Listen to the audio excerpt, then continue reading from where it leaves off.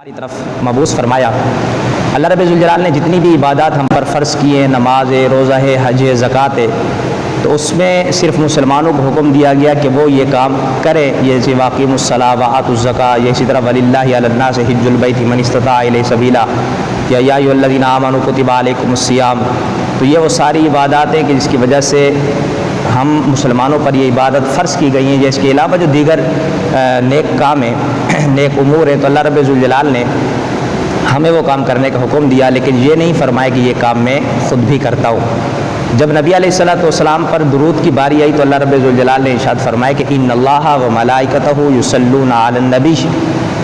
کہ بے شک اللہ اور اس کے فرشتے حضور علی نبینا علیہ الصلوۃ والسلام پر درود بھیجتے ہیں۔ یا ایھا الذین آمنوا صلوا علیہ وسلموا تسلیما، اے ایمان والو تم بھی حضور علیہ الصلوۃ والسلام پر درود پڑھو اور خوب سلام بھیجو۔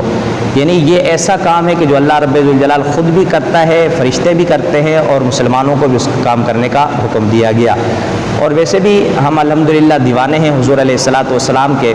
اور جو شخص جس سے محبت کرتا ہے بکثرت اس کا ذکر کرتا ہے، جیسے کہ عربی کا مقولہ مشہور ہے کہ من احب الشیء فاکثر ذکرہ، کہ جو شخص جس سے محبت کرتا ہے وہ اس کا کثرت سے ذکر کرتا ہے۔ تو جب ہم نبی سے محبت کرتے ہیں تو ہم کثرت سے ذکر کریں گے، تبھی تو ہمارا یہ وعدہ قابل قبول ہوگا اور یہ ہمارا دعویٰ صحیح ہوگا۔ اور ہم میں سے ہر ایک کی یہ خواہش ہے کہ قیامت کے دن ہم حضور علی نبینا علیہ الصلوۃ والسلام کے قرب میں ہوں۔ تو حضور علیہ الصلوۃ والسلام نے ارشاد فرمایا کہ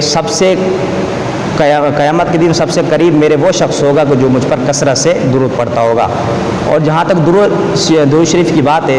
تو درود شریف پڑھنا بھی ہمارے لیے ثواب ہے، اور درود شریف سے جو ہے نا حضور کا قرب بھی حاصل ہوتا ہے، اور یہ وہ کام ہے کہ یہ سنت الہیہ بھی ہے اور سنت ملائکہ بھی ہے۔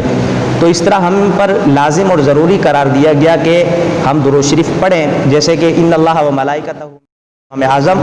اور امام مالک رضی اللہ تعالیٰ عنہ کا یہ موقف ہے کہ زندگی میں ایک بار درود شریف پڑھنا فرض ہے۔ اور دیگر مقامات پر بھی یہ بیان کیا گیا کہ اگر درود شریف یعنی کہ نبی علیہ الصلوۃ والسلام کا ذکر بار بار آ جائے تو کسی کے نزدیک واجب ہے ہر بار درود شریف پڑھنا، اور کسی کے ہاں مستحب ہے۔ بہرحال جو بھی ہو، ہم تو حضور سے محبت کرتے تو ہم پر لازم اور ضروری ہے کہ ہم حضور علیہ الصلوۃ والسلام کا ذکر کثرت سے کریں، اور یہ ہمارے گناہوں کا کفارہ بھی ہے اور ہمارے درجات میں بلندیاں بھی ہیں، کہ جس کے حضور علیہ الصلوۃ والسلام نے ارشاد فرمایا کہ جو مجھ پر ایک دفعہ درود پڑھتا ہے اللہ تعالیٰ اس پر 10 رحمتیں نازل فرماتا ہے، اور اس کے 10 درجات بلند فرما دیتا ہے، اس کے 10 گناہوں کو مٹا دیتا ہے۔ اور یقیناً جب ہمارا ایک معمول بن جائے گا درود شریف پڑھنے کا تو ہمیں مشکل بھی نہیں لگے گا۔ جیسے کہ جذب القلوب الی دیار المحبوب میں شیخ عبدالحق محدث دہلوی علیہ الرحمہ نے ارشاد فرمایا، کہا کہ روزانہ کم سے کم 1000 بار درود شریف پڑھنا چاہیے، اور 500 پر تو اکتفا ضروری ہے کہ 500 سے کم مرتبہ نہیں پڑھا جائے گا۔ اور بعض بزرگوں نے کہا کہ 300 مرتبہ دن میں، 300 مرتبہ رات میں پڑھنا چاہیے۔ اسی طرح کسی نے کہا کہ 350 مرتبہ دن میں، 350 مرتبہ رات میں پڑھنا چاہیے،